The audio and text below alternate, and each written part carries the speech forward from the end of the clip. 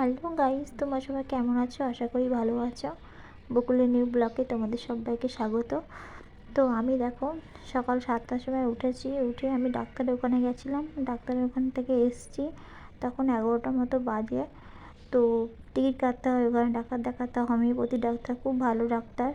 আর তার আগে 7টার আগেই উঠে আমি হাঁটতে গেছিলাম। হেঁটে এসে বাড়িতে এসে তাড়াতাড়ি করে গুছিয়ে ড্রেস যা কিছু পরে জামাকাপড় পরে হাঁটার ড্রেসগুলো চেঞ্জ করে ভালো জামাকাপড়গুলো পরে ডাক্তারের কাছে গেছি। ডাক্তারের ওখান থেকে আস্তে আস্তে ডাক্তার দেখাতে প্রচণ্ড ভিড় হয়েছে আজকে। আর আমার সোমবারে আমি ডাক্তারের কাছে যাই 15 দিন অন্তর, 15 দিন পর যাই। তো ডাক্তারের কাছে এসে আমি ভাবছি ভাতটা বসিয়ে দিই। তো দাদাভাই বলছে ভাতটা আমি বসাচ্ছি, তুমি এদিকে কাজ করো। তো দেখো না, আমি এদিকে কাজ করছি আর এই টেবিটাকে নিয়ে শুধু আন্দোলন করছি, কেননা একে আমার ভীষণ ভালো লাগে। ওকে নিয়ে আমি ঘুমাই। ও ছোটো পুতুলটা হলেও আমার খুব ভালো লাগে। আর দেখো কত জামা কাপড় পরে আছে। এদিকে তো দাদাভাই বলছে কখন কী করবা, থাক, এসব করতে হবে না। আমার তো আবার একটু স্বভাব আছে, কেননা স্বভাব বলতে গেলে খুব খুঁতখুঁতে। আমি একটু প্রত্যেক দিন আমার বেডশিট না পাল্টালে হয় না। আর দেখো আমার ঘরে কিন্তু তোমরা দেখেছো আগের ভিডিওটায়, আমার ঘরে কিন্তু খাট নেই, আমি জাজিমের উপরেই থাকি। যেহেতু এটা আমার ভাড়া বাড়ি, আমার নিজস্ব বাড়ি না, এর জন্য এখানে থাকি, ছোট্ট একটা ঘর। আর এ দেখো এসব পড়ে আছে। তো একটা বেডশিট তুলে আর একটা পাচ্ছি, এটাও বেশ ভালোই। আর সুতি জিনিসে শুতে আমার খুবই ভালো লাগে। আমি বেডশিট কখনো ওই সিল্কের এইসব আমি ব্যবহার করতে পারি না, কেন ঘুমাতে পারি না, ওগুলো বাঁধলে আমার চুলকায় গা। এর জন্য দেখো এই বেডশিটটাই পাচ্ছি। এটা সুতির। দেখো সুতির জিনিস ছিঁড়ে গেলেও একটা মর্মই আলাদা, তোমরা সবাই জানো সেটা। এটা মর্মই আলাদা। সুতির জিনিস ছেঁড়া হোক, রং উঠে যাক, তবু সুতির জিনিসের একটা আরামই আলাদা। এর জন্য আমি একটা বেডশিট তুলে আর একটা পাচ্ছি। দাদাভাই ওদিকে বকবক করেই যাচ্ছে, কী করছো, বেলা হয়ে গেছে। আমি এদিকে রান্না করছি। আমিও মশলা টশলা করে দিয়ে এসেছি সব, আর একটু ঝেড়ে নিলাম। দেখতেই পাচ্ছ কেমন খুঁতখুঁতে লোক, বুঝতেই পারছো। আর এই বালিশের ঘরগুলো দেখছো না, এগুলো আমি সেদিনকে বানিয়েছি হাতে। আমার মেশিন ছিল আগে, কিন্তু এখন নেই। আর এই টেবিটারে পাশে বসিয়ে দিচ্ছি। হ্যাঁ, একে না দেখলে আমার ভালো লাগে না। তো এটা তো আমার দাদাভাই আমাকে গিফট করেছিল। আর দেখো কত জামা কাপড়, এইসবগুলো এটা তো ধুতেই হবে। কত জামা কাপড় গোছাতে গোছাতে আমার জীবনটাই চলে যাবে। আর এই জামাটা পরে গেছিলাম, এটাও ধুতে হবে। তো ভাবছি যে একটু ভাঁজ টাজ করে রাখি, পরে ধুয়ে দেবো, কারণ আজকে আমার ধোয়ার টাইম নেই, একদমই ধুতে পারছি না। তো কী করবো বলো তো, ওদিকে রান্না, এদিকে কাজ, কোন দিকে যাই। আর এই শোকেসটার মধ্যেও এলোবেলি করে আছে, আমি হচ্ছে শোকেসের মধ্যে ঢুকিয়ে দিই এখন, পরে আমি ঠিক করে নেবো। কারণ জানো তো বাইরে রাখলে না, তোমরা হয়তো ভাবছো এটা পরে ডাক্তারের ওখানে গেছে আবার আলমারিতে ঢুকিয়ে দিচ্ছে, কিন্তু কী করবো বলো তো, এখন যদি আমি আলনাতে রাখি না, চুটকি ইঁদুর আছে না, ওগুলোতে সব কেটে দেয়। এর জন্য আমি এগুলোকে শোকেসের মধ্যেই ঢুকিয়ে রাখছি। কত জামা কাপড় বাইরে। আর তোমরা তো জানোই সকালবেলায় কতটা কাজ থাকে সংসারে, আর সব কিছু ফেলে রেখে আমি চলে গেছি। সত্যি আমার ভাড়া বাড়ি হোক না কেন, তবুও তো একটা সংসার, আমার তো কাজ করতে হবে, গুছাতেই হবে। রান্না বান্না সব আছে, আর ওর আজকে কাজ ছিল না বলে বাড়িতে আছে, আমার রান্না বান্না করে দিচ্ছে। আমি একটু গেলাম পিছনে, গিয়ে বলছি আমি একটু মাছ ভাজা খাই, তুমি একটু খাও। সকাল থেকে কিছু খাইনি, জানো তো, খুব খিদে পেয়ে গেছে, কিছু ছিলও না খাওয়ার। এর জন্য মাছ ভাজা নিয়ে খাচ্ছি, আমি ওকে একটু দিচ্ছি, আমি একটু খাচ্ছি। তো ও চলে গেল একটু বাইরের দিকে, আর আমি একটু ঘুরঘুর করছি, আর মাছ ভাজা খেয়ে যাচ্ছে, এদিকে রান্না হচ্ছে। আর ও জানো তো রান্নাটা খুব ভালোই করে, আগে পারতো না, আমাকে দেখেই শিখেছে। আর দেখো এই বৌদিটাকে নিয়ে এসছে, ওটা পুচকু নিয়ে এসছে। কেন, বৌদির মেয়েটা না বাড়িতে থাকতেই চায় না, একটুকুনি মেয়ে, ওর বয়স হচ্ছে এই 7 মাস। তো মেয়েটা আমার খুব ভালো লাগে, বাচ্চাটাকে আমার এত ভালো লাগে না, শুধু বলি বৌদি মেয়েটাকে দাও, একটু নিয়ে যাই, এরকম করি। আর বৌদি নিয়ে এসছে মেয়েটাকে, আমার কাছে নিয়ে এসছে। তো আমি বলছি যে আমি তো কাজ করছি, কখন নেবো, তুমি পাশের ঘরে দিদিটাকে দিয়ে দাও। তো বৌদি এসে পাশের ঘরে দিদিটাকে দিতে গেছে। আর আমার তো মন ছোছো করছে, কখন ওকে নেবো, কখন ওকে নেবো। আমিও পিছন চলে গেছি, জানো না, গিয়ে গল্প করেই যাচ্ছি। আর তোমরা দেখতেই পাচ্ছ রান্না হয়েই যাচ্ছে সব। তারপরে পুচকুটাকে নিয়ে এলাম, নিয়ে এসে একটু কান্না করছে বলে নিয়ে এলাম আমি। নিয়ে দেখো না কী করছি, দেখো একটু পুচকুটাকে নিয়ে, আমার ভীষণ ভালো লাগে ওকে, প্রচণ্ড ভালো লাগে ওকে আমার। এবার নিয়ে এলাম, নিয়ে এসে ওর কাকার কাছে দিলাম, মানে আমার তোমার দাদা ভাইয়ের কাছে দিলাম। ওখানে ফোন দেখে সিঁড়িতে বসে বসে ওর কাছে দিয়ে দিয়েছি। আমার দিক ফিরে হাসছে, আমি ওর সঙ্গে একটু মশকরা করছি, আমার দিক ফিরে হাসছে। আমার মনে হচ্ছে যে কখন নেবো এরকম মনে হচ্ছে। আর দেখো যত হোক মানুষটা ওই বৌদি আবার চলে যাচ্ছে, দেখো বৌদি মেয়েটাকে দিয়ে আবার চলে যাচ্ছে। যত হোক মানুষটাকে তরকারিটা করতে দিয়েছি, করছে, আমি একটু দেখে গেলাম, কেন একটা পুরুষ মানুষ বেশিক্ষণ ধৈর্য রাখতে পারে না। যত হোক আমার শরীরটা খারাপ বলে করে দিয়ে গেছে। আমি একটু নেড়ে চেড়ে দেখছি তরকারিটা হয়েছে কি না হয়েছে, কিন্তু এখনও হয়নি, এখনও ডিমের বড়া করতে বাকি আছে আমার। এর জন্য ওই বাচ্চাটার সঙ্গে মশকরা করছি, আমার কোলে আসবে এরকম করছি, জানো না। আর ও শুধু করে হাসছে আমার কাছে আসবে বলে। হ্যাঁ, আমার তো নেওয়ার জন্য মন ছো করছে, দেখতেই পাচ্ছ। একের ধারে আসছে, একবার গিয়ে নিচ্ছি, একবার এই করছি, আবার গিয়ে করে নিলাম, আবার দেখো নিয়ে চলে এসেছি। নিয়ে দেখো কেমন তোমাদেরকে দেখাচ্ছি, দেখো ওই সোনা পাখির মুখটা দেখলে কার না নিতে ইচ্ছা করে বলো তো। দেখো তোতা পাখির মতো মুখটা কী করে তাকিয়ে আছে, ও কিন্তু একটা মেয়ে। আর আমার ভীষণ ভালো লাগে, ভীষণ, বারবার ক্যামেরাতে হাত দিচ্ছে। আমি বলছি এটা কে দেখো তো। ও ভাবছে কে এটা, তোমার দাদাভাই কিন্তু খুব ভালোবাসে ওকে, ভীষণ ভালোবাসে, কেন ওরাও ভাড়া থাকে। ও যখন 2 মাস বয়স তখনই এসেছিলো। তো দেখো পরের বার দেখা হচ্ছে তোমাদের সাথে। তো দেখো ওকে দিয়ে এসেছি, ওকে কচুরাকে দিয়ে এসেছি সোনা পাখিটাকে। দিয়ে এসে দেখি দাদাভাই দেখি তরকারিটা কাটছে, ধুচ্ছে। কাটা হয়ে গেছে, ধুচ্ছে, তার আগে তো দেখেছি ওই তরকারি হচ্ছে। ওটা একটা চচ্চড়ি হচ্ছিলো মাছের ডিম দিয়ে উচ্ছে দিয়ে।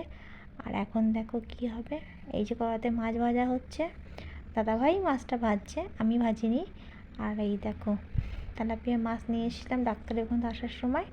তো মাছ ভাজা হচ্ছে মাছ দিয়ে, আর বেগুন কচু আলু দিয়ে। অনেক দিন পরে তরকারিটা খাবো, মানে ও তো আবার কচু নিতেই দিচ্ছিল না, শুধু বলছে না কচু খাওয়া যাবে না, ডাক্তার তোমাকে বারণ করেছে, নেড়ানো জিনিস খাওয়া যাবে না। আমি তো শুনছি না, তাই পক করছে আর ধুচ্ছে যে কী করতে কচু নিয়ে এসেছি, যে রাত্রেবেলা যদি বলো যে হাত পা কামড়াচ্ছে তখন বুঝবি, এরকম করে বলছে আমাকে। তো আমি বলছি একদিন খেলে এবার কী হয়, আমি তো রোজ খাচ্ছি না, 8 মাস পর একটু কচু বেগুনের তরকারি খাবো ইচ্ছা করছে। তেলাপিয়া মাছ, যেহেতু দেশি তেলাপিয়া মাছ দিয়ে কচু বেগুন দিয়ে খুব ভালোই লাগে। আর দেখতেই পাচ্ছ পুচকুটা নেওয়ার পরে আমার ঘরটাগুলো এলোমেলি হয়ে আছে, গুছিয়েছিলাম, আবার দেখো ওই পুচকুটা এসছে আর এলোমেলি হয়ে গেছে, আমি এগুলো সব নামিয়ে দিয়েছি। আর দেখো দোকান থেকে আসার সময় নিয়ে এসেছি টপ বিস্কিটটা আমার চা দিয়ে খেতে খুব ভালো লাগে, এই বিস্কিটটা। আর নিয়ে এসেছি ওস, সফলা ওস। দেখো তোমরা যারা 70 থেকে 80 কিলো ওজনে আছো, তো প্লিজ সবাইকে বলছি, আমিও খেয়ে আমার হেঁটে, তারপরে ডাক্তার পরামর্শ নিয়ে এই যে সফলা ওস, মশালা ওস, তোমার দুধ দিয়ে ওসটাও খেতে পারো। এটা খেলে প্রত্যেক দিন তোমার যদি ভাত খাওয়ার সময় খেতে পারো, কিংবা রাত্রেবেলায় খেতে পারো, দুপুরে ভাত না খেয়ে যদি ওসটা খেতে পারো, কিংবা রাত্রেবেলা খেতে পারো, কিংবা তুমি সকালবেলা খেতে পারো, তাহলে পেটটা অনেকক্ষণ ভরা থাকে, তাহলে বারে বারে খেতেটা পায় না। দেখো এটা আমার পড়ে গেছে, পড়ে গেলে আমার ভালো লাগে না। তোমাদেরকে বলছি, তোমরা যারা ওয়েট কমাতে চাও তারা প্রত্যেকেই এই ওটসটা খেয়েও। সত্যি গাইস তোমাদের কী বলবো, খুব ভালো উপকার। আর কচু গাছটা দেখছো, কচু গাছটা আমি শুধু দেখছি কচু গাছটার দিকে, কচু গাছে সেই কচি কি একটা হয়, কচু শাকের যে কচির যে ডোকাগুলো হয় না, যে মোষটা পরে খেতে আমার ভীষণ ভালো লাগে বাটা করে। আর তারপরে দেখো আমি চলে এসেছি ঘরে, এসে দুপুরে ওষুধটা খেয়ে নিচ্ছি, এবারে ঘরটা মুছতে হবে, এর জন্য আমি ওষুধটা খেয়ে যাই। কেন ওষুধ খাওয়ার তোমার 10-15 মিনিট কি 20 মিনিট পর ভাত খাওয়ার নিয়ম, তার আগে খেয়ে নিচ্ছি, কেন প্রচণ্ড খিদে পেয়েছে। আর স্নান টান করে এসে পুজো দিতে হবে। আর আমি যখন যদি ওষুধটা না খাই তখন খেলে আমার আবার দেরি হয়ে যাবে। আমার সত্যি স্নান করে আমার একদম দাঁড়িয়ে থাকতে ভালো লাগে না। আর দেখতেই পাচ্ছ আমার চোখ মুখগুলো কীরকম হয়ে আছে, কী অবস্থা দেখতেই পাচ্ছ, চোখ মুখ শুকিয়ে গেছে। ওষুধ খাওয়া হয়ে গেছে, তো আমি চলে এসেছি ঝাঁট দিতে। তো দেখো ঝাঁট দিয়ে আমার প্রায় শেষই হয়ে গেছে, উপটুকু ঝেড়ে নিয়েছি। আর বারান্দাটা এই ঘরের ভিতরে ঝাঁট দিতে হবে, তারপর বারান্দাতে ফেলবো। ও ওদিকটা বলছে আমি ঝাঁট দিয়ে নেবো, তুমি ঝাঁট দিকে ফেলে দাও, আমি তারপরে রান্নাটা করে ঝাঁট দিয়ে নিচ্ছি। তো এবারে চলে যাবো ঘর মুছতে, ঘরটা না প্রতিদিন গরমে ঘর, তো চলে এলাম আমি ঘর মুছতে। তো দেখো ও ঘরে চলে এসেছে, ঘরে চলে এসে আমার পিছনে লাগছে, বক করছে। আর আমি দেখো এতটাই মোটা মানুষ, আমি নিজেই বলছি আমি মোটা মানুষ, কিন্তু আমার ভীষণ কষ্ট হয় ঘর মুছতে। আর আমি একটু ফ্যাট বলে, মোটা বলে ও আমাকে একটু বলছে বাবা এত ভারী মানুষ কীভাবে কষ্ট করে ঘর মুছছে, এরকম করে টিটকারি করছে, আমার সাথেই একই করছে। তাই আমি বলছি তুমি কেন ঘর মোছায় লাইট এনে দাও না, তাহলে আমার বসে বসে মুছতে হয় না। তো ও বলছে ঘরকম বসে ঘর মুছলে ভালো হয় বলে বলছি ভিডিওটা অফ করে দেবো। আমি বলছি কেন, কিসের জন্য ভিডিও অফ করবা? তো বলে এরকম ইয়ার্কি মারছে। তো আমার কষ্ট হচ্ছে, দেখো আমি বসে আছি আর বুঝতেই তো পারছো আমাকে দেখেই যে কষ্ট হইতে কথা না। আর একটু ভারী মানুষরা ঘর মুছতে গেলে একটু কষ্টই হয়। তো তবু আমাকে ওই লাঠিটা এনে দেয় না যেটাতে ঘর মোছা হয়, নামটা জাস্ট মনে নেই। তো আমি এটা দিয়েই ঘর মুছি। তো বলছে তুমি এটা দিয়ে ঘর মুছো, এটা দিয়ে ঘর মুছলে তোমার একটু ফ্যাটটা কমে। তা বলতে ঘর মুছলে কীভাবে ফ্যাটটা কমে? তো কখনোই কমে না। তো দেখো আমি স্নান করে চলে এসেছি। স্নান করে চলে এসে ভাবছি একটু পুজোটা দিয়ে নে, মাথা ব্যথা আশ্রয় নিয়ে আমি যে পরে আসাচ্ছে। জানো তো বন্ধুরা, রিসেন্টলি খুব আমার চুল উঠছে মাথা থেকে, জানি না কেন উঠছে। হয়তো আমাদের ভাড়া বাড়ি এখানে জলটা এত ভালো না, সবাই বলছে এর জন্যও হতে পারে। আবার আমার এই থাইরয়েড আছে, এর জন্যও হতে পারে। তো দেখো আমি ফুল টুলগুলো দিয়ে ভালো করে শিবটাকে ভালো করে পুজো দিচ্ছি। তো আমার পুজো দিতে খুব ভালো লাগে, জানো না। আর প্রথম কথা হচ্ছে স্নান করে পুজো না দিয়ে না খেতে ভালো লাগে না।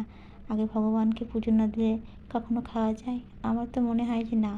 অনেকে অনেকে অনেক পুজো দিতে চায় না, দেখি আমার পাশেই আছে সব দিতে চায় না, স্নান করেই খেয়ে নেয়। তো আমার তো মনে হয় যে পুজোটা না দিলে সম্পূর্ণই মনে হয় না, কোনো কিছু অসম্পূর্ণ মনে হয়। সব কিছু মনে হয় পুজো দিলে তারপর মনে হয় সম্পূর্ণ হয়েছে কাজ। তো জানো তো, মেয়েদের সব থেকে আগে স্নান টান করে পুজো দেওয়াটাই ভালো। আমি যেন সকাল সকাল উঠে আগে পুজো করতে, এখন শরীরটা খারাপ বলে না সকালবেলা পুজো করতে পারি না।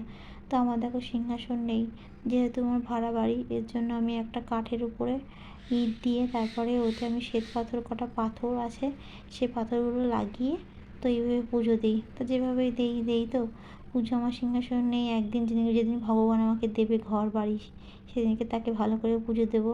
যেমন সামর্থ্য আমি তেমন করে তাকে সেবা করি। তো আমি দেখো, গরমও তো ভীষণ পড়ছে বন্ধুরা, গরম পড়ছে এখন। আর গরমের সময় তো ভীষণ কষ্ট হয়।